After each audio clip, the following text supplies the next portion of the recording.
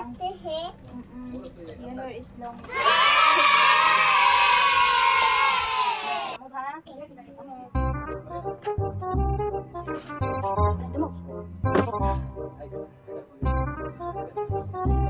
Just think about me.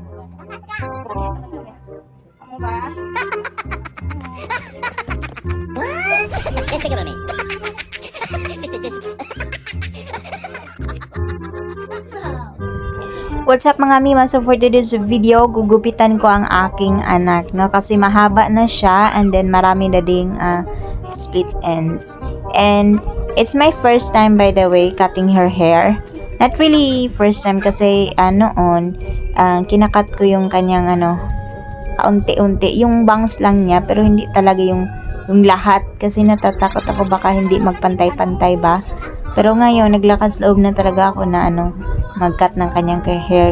Kasi soon, walang ibang magka-cut. And then, mahal naman kung ko pa siya, ipapunta ng barber shop. Diba? Ako na lang mag-DIY para tipid. Tapos yung niyan, yung gupit na yan, simple lang mga mima, yung lang, pa-straight lang. Wala nang halong ka-etchusan. Kasi yung gusto ko lang naman ay yung comfortable sa kanya, yung malinis sa mukha, at saka wala na yung split ends. Tapos tinitingnan ko baka meron pa siyang mga lisa. Hindi naman to siya talagang lisain. Yung lang, parang natakdan lang mga mima, pero unti lang. Talagang unti lang mga mima. So, ayan, malapit na yung matapos mga mima kasi pa-straight lang naman siya. And ayaw ko yung gawin yung yung gupit na parang padura. Ayaw ko nung, hate ko yung gupit na yun.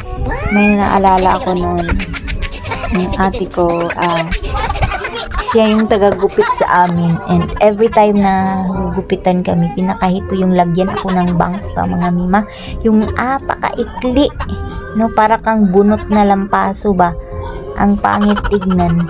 So, sa kanya, ganyan lang siya kahaba.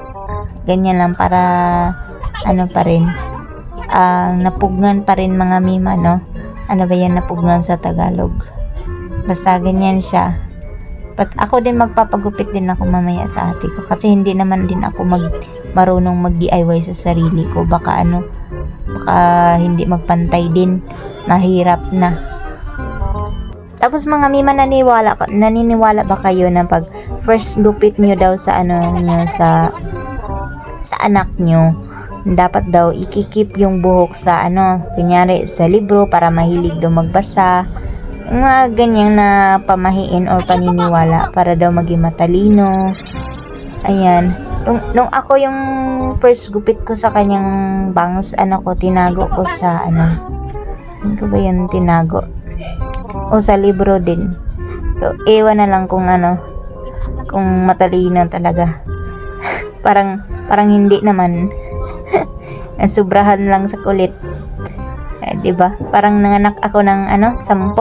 Grabe yung bunganga ko. Lagi akong nakabunganga. Walang tigil yung paglikot niya pa mga mima. Nakaka-high blood. Pero kahit ganyan sila mga mima, syempre minsan lang naman din sila maging bata, and part naman din yan sa ating mga ina. Tiis talaga kasi kasalanan natin ba't tayo nanganak, diba? Dapat talaga pag nanganganak ka with aakuin mo in all aspects. Dapat ready ka, emotional, mental, lahat, physical. Buhat-buhatin mo yan minsan nagpapabuhat yan, pero ngayon din na yan siya nagpapabuhat. Ang bigat. Buti na lang ngayon, na yan siya, parang nauutusan ko na din ng gunti. Nakakaganti na din ako. Charis. Huy. So, ayan na. Tapos na yung namin mga mima, paggupit ko. Ayan, wala na yan siyang split ends. And that's all for today's video mga mima. I hope you're enjoying kahit hindi naman nakaka-enjoy. Na ko lang, bini-video ko lang para may siya, mabalikan siya na video pag siya lumaki. Okay, nak! Milky? Yan, ang hihingi naman siya ng milky. Okay.